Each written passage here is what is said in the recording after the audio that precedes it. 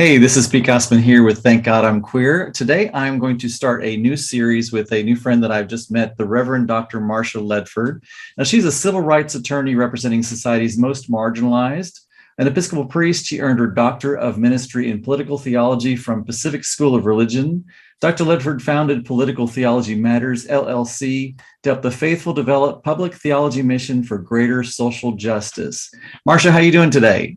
I'm doing great. How you doing, Pete? I'm doing really, really well. And I'm so excited to be really talking about, this subject because, of course, mine is empowerment through authenticity. And I think that especially for the LGBTQ community, we have had the Bible and other theological tools used against us really as weapons. And it's about time, I think, that we opened up our eyes to, I think, what is actually being said and how God actually feels about us. I agree. So shall we? There's a number of passages that are called the Clobber Passages. Do you kind of want to go into why you think they're called Clobber Passages? What's behind that? Well, since I came of age, and now we're going back a little ways here, late 70s and early 80s, these are the 7 passages that were always used to cow LGBT people, to keep them in the closet, to make them feel terrible about themselves, etc. Their use has resulted in countless numbers of us actually taking our lives, or at least trying. I know I had a suicidal period in my young adult life, like so many of us did. How they started to be called the Clobber Passages, I don't know exactly when that happened. That's certainly how they are used. They are used to beat us over the head, emotionally, psychologically, spiritually, and sometimes even physically. But I think the term has really sort of come of age, if you will, over this last, 5 to 10 to 15 years, this past 10 to 15 years, we've started to have a name for them. And I think it's been very important to do that, Pete. I think by naming them, by identifying these passages with what they actually do to people, is super important to disempowering them. So there you have it. 7 passages, really in my mind, 6. The one passage, the curse of Canaan with Noah, is so incredibly twisted and attenuated. I really don't think it should be counted, but there are 6 that have been used with some legitimacy because they deal with same-sex relations in some way. Awesome. So shall we kind of just dive right into them? I mean, as far as I know, for me, I think they start with Leviticus. Am I true in that? There's 2 in Genesis. Okay. And of course, one of the ones in Genesis is the Sodom and Gomorrah story. That one had a lot of power when I was growing up, because it seemed to be about homosexuality. That's not really what it's about. So in the 19th chapter of Genesis, we have these angels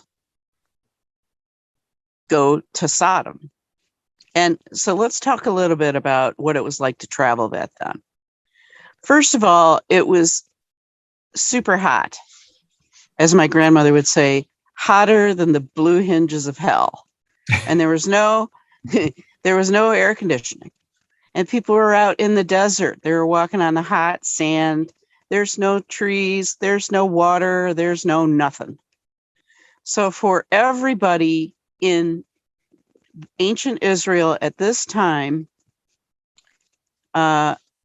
traveling is a precarious situation.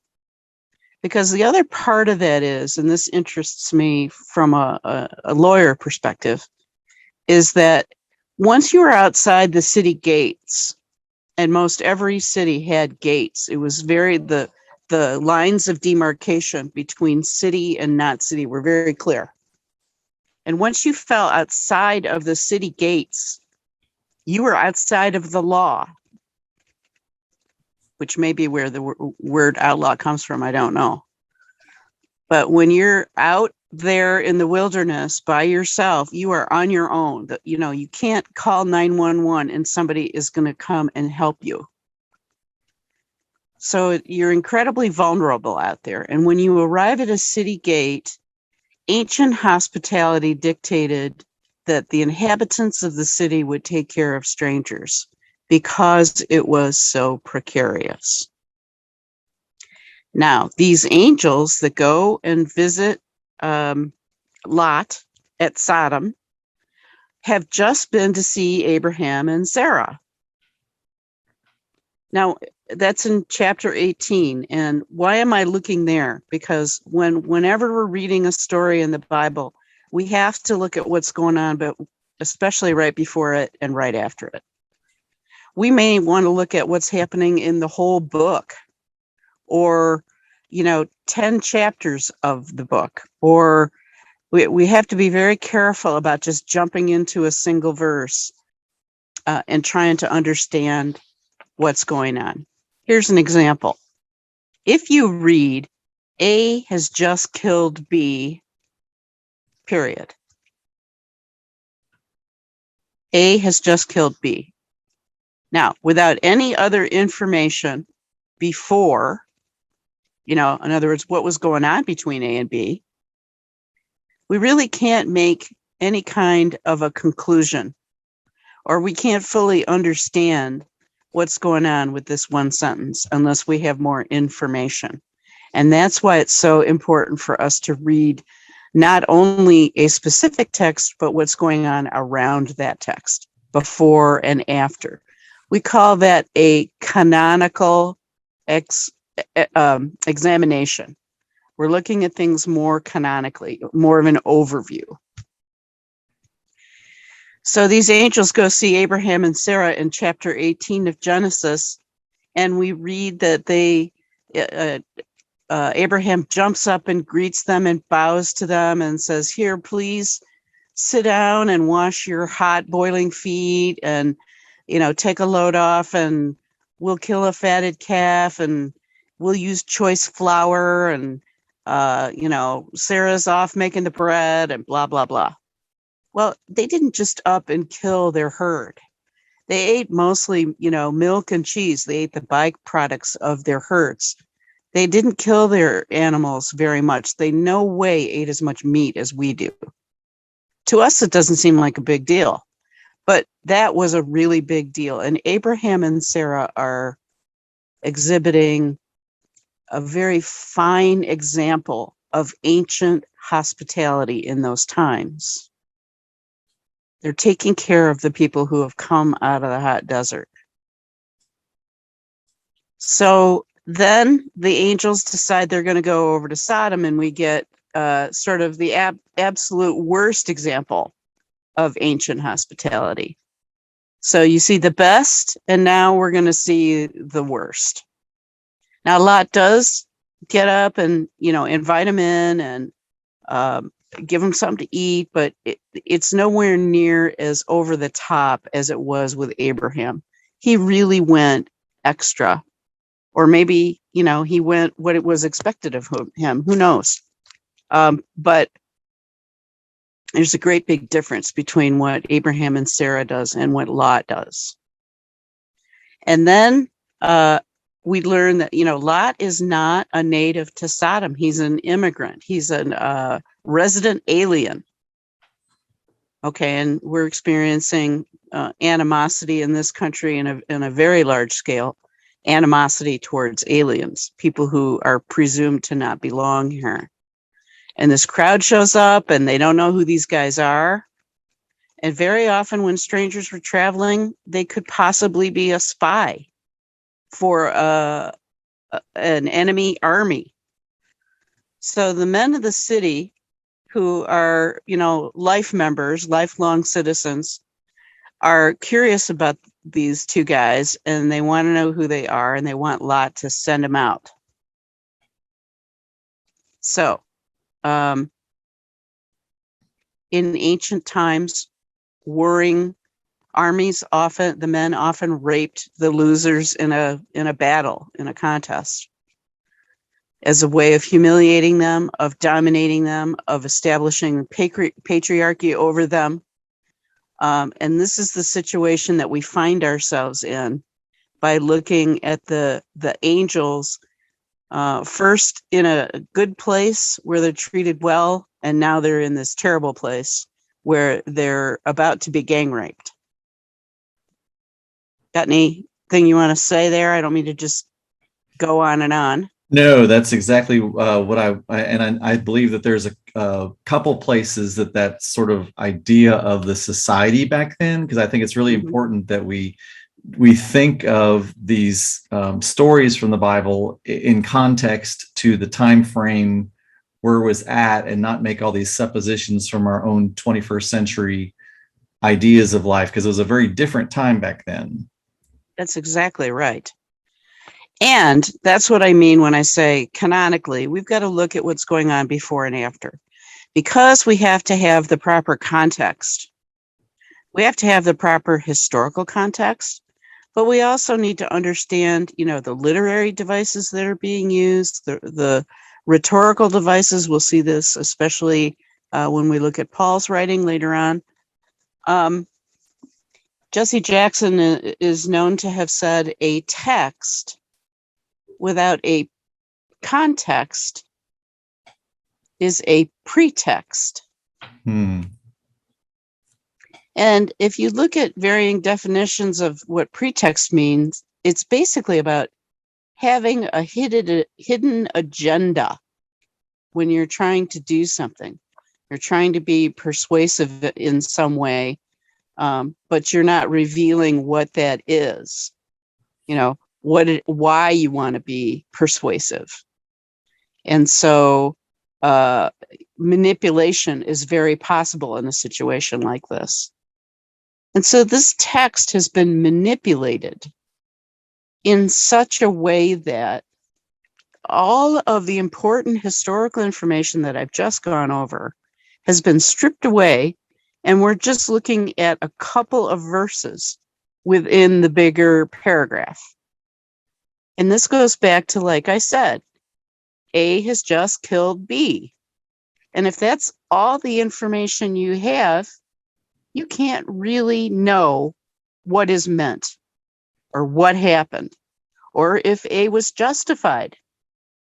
We have no way of knowing what's going on unless we study what's happening around it.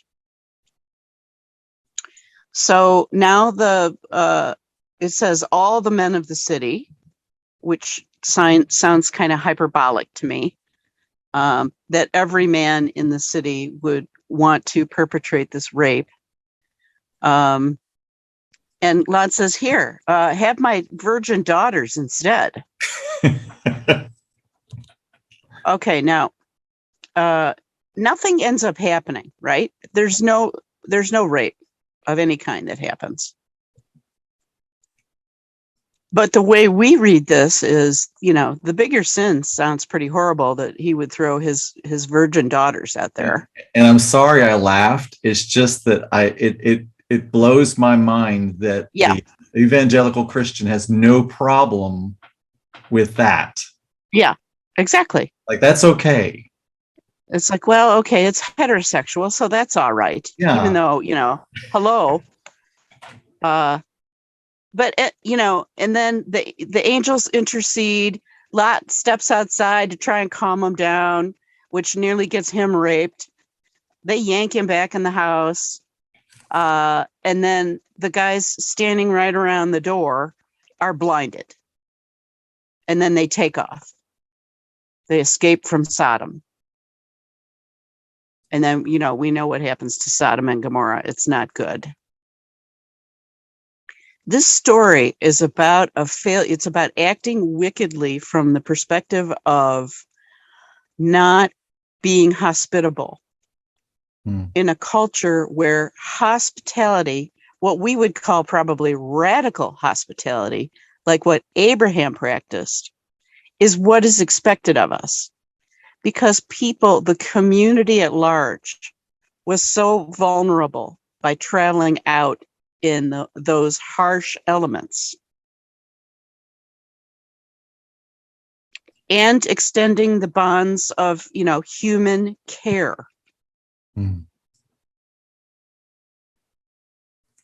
A similar story is also used in discussion of Sodom and Gomorrah, and that is found in Judges 19, the story of Gibeah. Very similar facts. Visitors are at somebody's house. The townsmen find out. They're mad. They want the men to be released so that they can also assert power and dominance over them through a gang rape. And instead, one of the guys sends his concubines out there. And they throw her back on the doorstep at dawn after having savaged her all night long. Now, there's no criticism coming from these same circles you were mentioning, about how maybe heterosexuality should be condemned for that kind of conduct. Mm-hmm. I'm just throwing that out there. Right. Yeah. It there's so many different like I'm holding my tongue because there's so many different tangents that you can get into of. Right. You can't have it both ways. Exactly. If you're going to use the Bible as the literal word of God, and then you're going to say things of like marriage between a man and a woman, then you take a look at like Solomon, who had how many people did he have? Like, he had hundreds of wives and concubines. Right. And then you look at like things like treatment of women in this case, right here. Like, I don't know how you marry I don't know how your brain trips around all that stuff together. It just kind of blows my mind. And it, of course, as you're talking about somebody from an alien land, coming into another place, you're supposed to be hospitable. All I can picture are the hundreds of thousands of people trying to escape Latin America because it's so dangerous, and how we're treating them when we get here. Mm-hmm. It's exactly the same thing. It is. And I'm thinking of, I believe there were a number of exhortations from Jesus himself talking about how we would be treated by how we treat others. Yes. Exactly. Yeah. And at the end of the story, she's killed and dismembered on top of everything else. I mean, that goes back to also realizing that was a very brutal time. So we color, what we read from our own viewpoint. I mean, but that those people back then were, it was tough. Stuff was tough, and people were tough. Life was harder. Life was a lot harder then. There's no question about that. Mm-hmm. Life was a lot cheaper. That's very true. But I just finished a book by Colby Martin. I don't know if you've heard of Colby, who has been an evangelical pastor, and he has shifted gears in terms of his stance on the inclusion of LGBT people. And it was something that he struggled with for many years in his ministry, and then finally, told the church fathers, as it were, the gentleman who ran the congregation in Arizona, that he did not think we were using the Bible correctly. They were using the Bible correctly to exclude LGBT people. And he was summarily handed his hat and asked to leave. He talks about how he doesn't think that Sodom and Gomorrah is still used in the same way that it was. And in fact, he only addresses the 6 passages that I initially alluded to. He did not do an exegesis of the Noah story, which is in Genesis 9. But I just thought it was interesting that he said that. He tends to think that the passage that seems to still do the most damage is in Romans 1:18-32. With the two, there's two offending verses, particularly 28 and 29, I think, or 27, 28. Anyway, but I still think Sodom and Gomorrah is a factor, even though it is attenuated, and even though it has been misapplied, it is still being used effectively, successfully, to clobber a lot of people over the head and make them feel bad about themselves. Do you think perhaps that there is a sort of understanding that what was implied to happen to the young virgins and also in the Judges what happened to the concubine? Do you think that guilt over the wrongness done there is kind of transferred over? Could be. Do you understand what I'm saying? Where like you could yes, take that it could be. It's like, oh, stop looking at this. Look over here at this. This is worse. But still using the energy of the wrong in that. Yeah. But, they're both equally bad. But it Sure. could be, I don't know if you're a Lord of the Rings fan, but it's like shifting the eye of Mordor over to one part of the passage. Exactly. That's exactly the idea. Like, know. So it could be that. But I really think ultimately, this is about this is about condemning homosexuality. But let's talk a little bit about what else is going on here. This is about maintaining patriarchy. Because and I'm going to talk primarily about male homosexuality, that's what's addressed, specifically the behavior that's addressed in this passage. One of the reasons that we have such a profound degree of homophobia in our American culture is because the root of homophobia is sexism.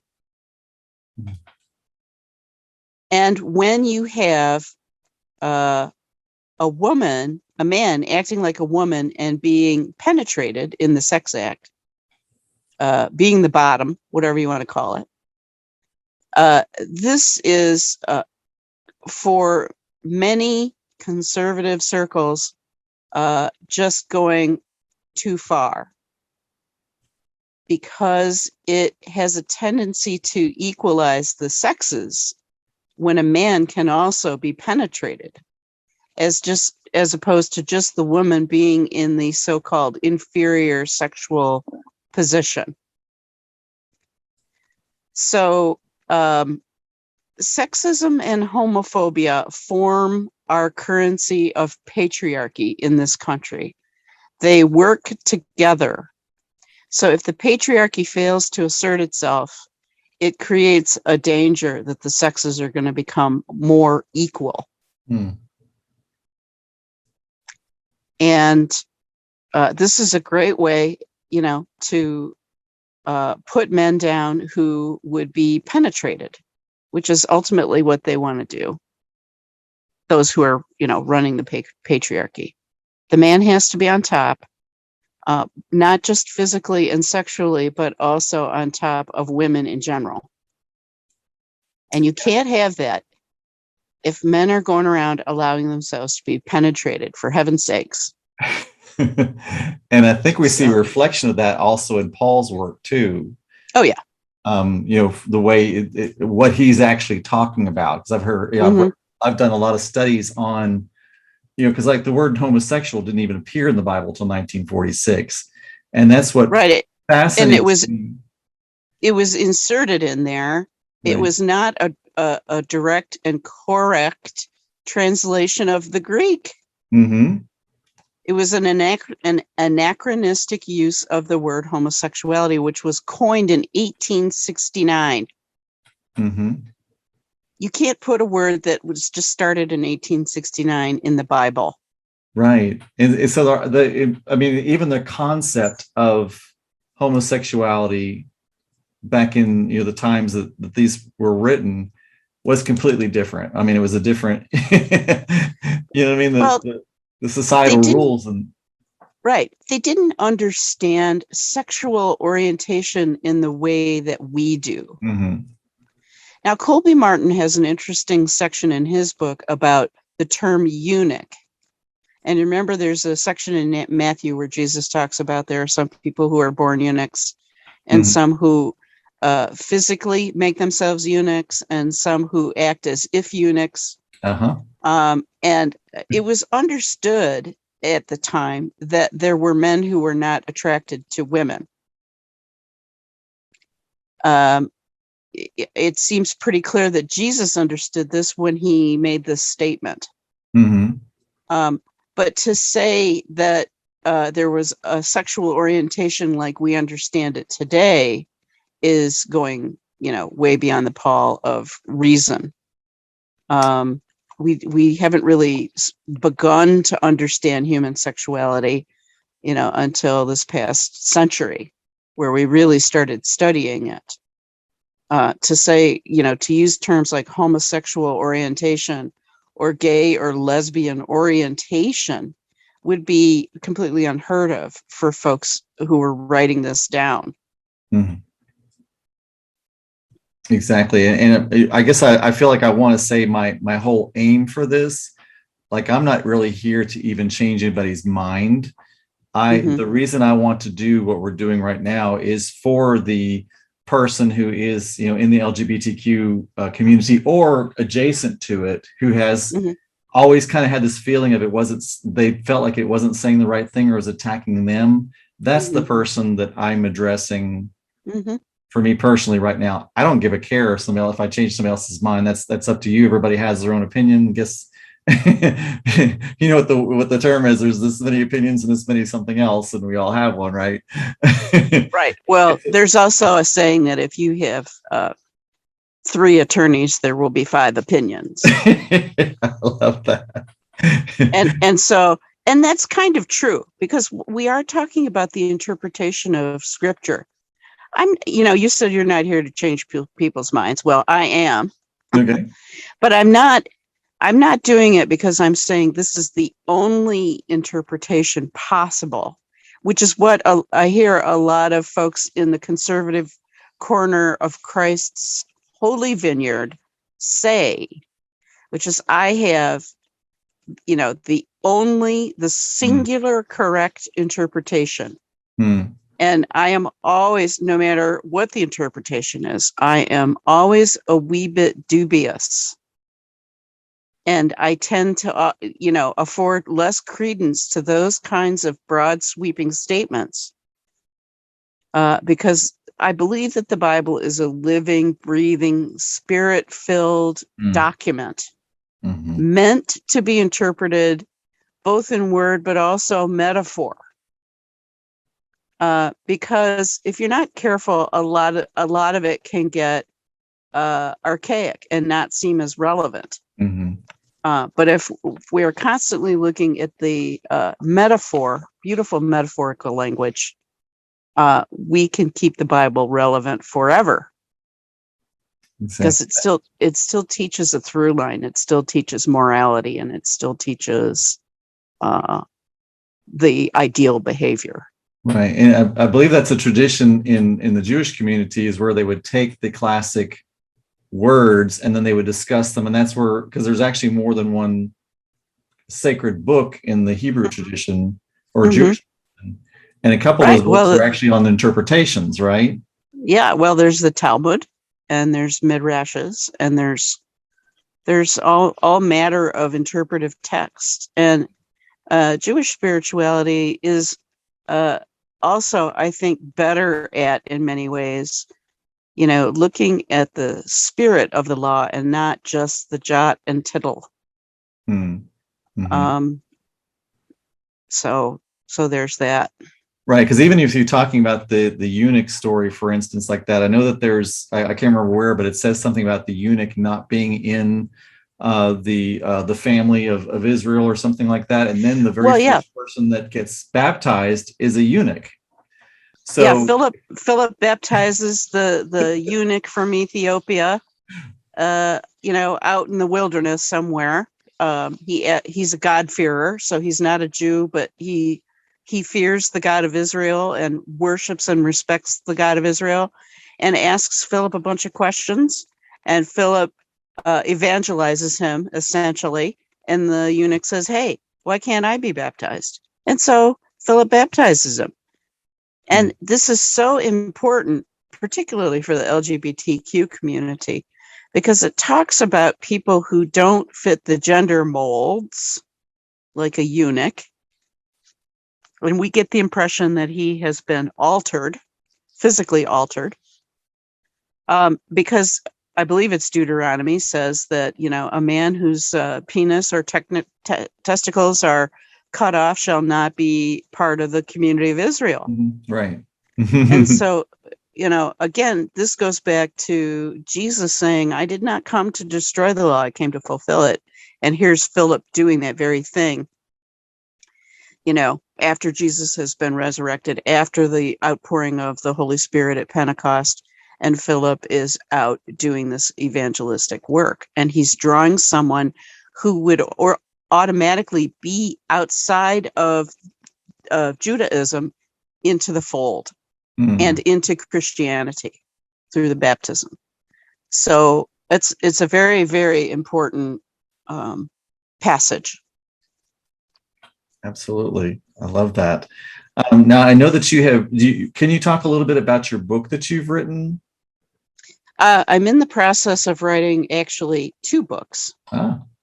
And it looks like maybe the book on these clobber texts, I think it's going to be more of a memoir with some exegesis, is when we do a very in-depth study of the original biblical languages and look at the grammar and the interpretation and how it's been translated and all of that, as well as the theological meaning of the text.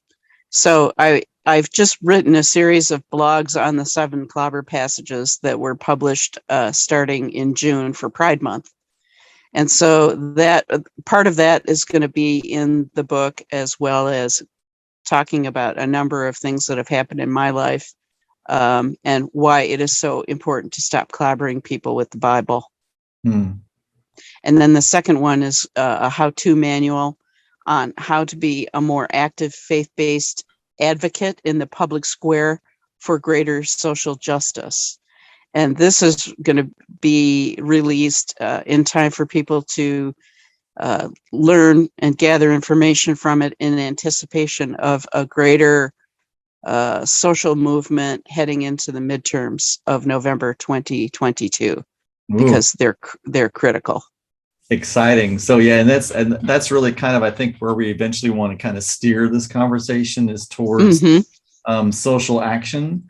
But we really want to start from a basis of power, and empowerment, so that, whether or not you're able to argue with somebody that says that, you shouldn't be this or that, doesn't really matter. But if you can stand, it's where you stand for yourself, right? I know it was interesting to me when I was okay with me being gay, everybody else became okay with me being gay. It was really interesting. I found out it was me that had the problem, right?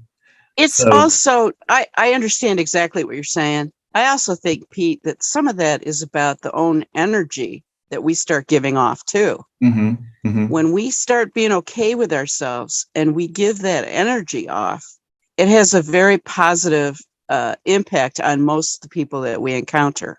Right. We may know the gifts that keeps giving out into the world. Exactly. And, we may all still have an Uncle John that is just awful about our sexual orientation.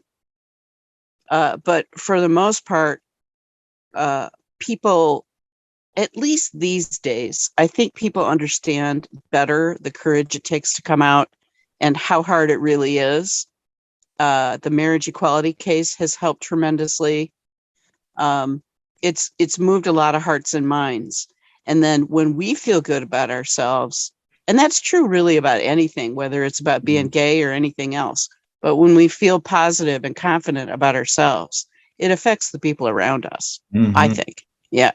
I totally believe that. Well, I'm so excited about all our conversations we're going to have. Is there anything else, Marcia, you want to say before we go today? I don't think so. We're going to talk about, what are we going to talk about next time in the Clobber Passages? Is it going to be Leviticus? Sure. Yeah, I think that'd be a good way. And then, we'll probably go on to Romans after that. What do you think? Yeah, I think that'd be great. We'll deal with the Old Testament first, because of course, when Paul is writing his material, he's drawing on this stuff. Right. Right. Mm-hmm. So it's very important that, because he was a Pharisee, he was very well educated by the great Rabbi Gamaliel. Paul knew his stuff, but we also have to, recognize what he was drawing on, and then what kind of a context he was living in when he's writing all this stuff. So that's where we'll head. Because he had an agenda, as we all do. Well, of course. His agenda, Paul's agenda, was the second coming. Mm-hmm. Paul thought the second coming was on its way. And I think he really didn't have a lot of patience for sexual desire, whether it was straight or gay. He wanted everybody to get their act together because the Parousia was coming. Mm-hmm. He didn't really care about sex and all that soft, silly nonsense, which is, I'm pretty sure, what he thought about it based on, you can read between the lines. and I think he was kind of, he was zealous. He started out as a zealot persecuting Christians, and his zealousness never really changed. His message changed, but he didn't change. And I think he was probably kind of a pain in the keister. Yeah, it sounds like he was, to be honest. Yeah. With you. That's all I always got. Right. I mean, don't get me wrong. We need St. Paul to have Christianity.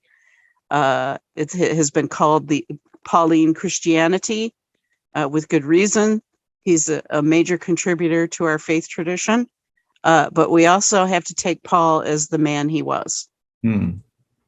So, well, I am so excited. Honestly, I really am. Well, I appreciate this with you, Marcia. I'm going to be putting links down for your blogs. And as soon as your works are available, I think you should put them up for pre-order here pretty soon, but we'll put those links in there as well.